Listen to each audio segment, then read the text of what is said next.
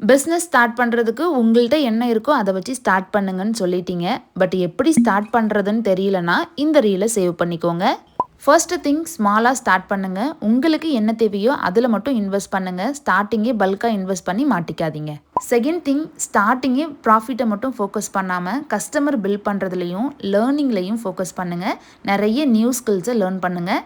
Third point, குவாலிட்டியான product கொடுத்து ட்ரஸ்ட்டை build பண்ணுங்கள். அது மூலயமா வர கஸ்டமருடைய ரிவ்யூஸை கலெக்ட் பண்ணி ரீல்ஸாக போஸ்ட் பண்ணுங்கள். இன்றைக்கி இல்லைனாலும் கண்டிப்பாக எதனா ஒரு ரீல் வந்து வைரல் ஆகிறதுக்கு வாய்ப்பு இருக்குது.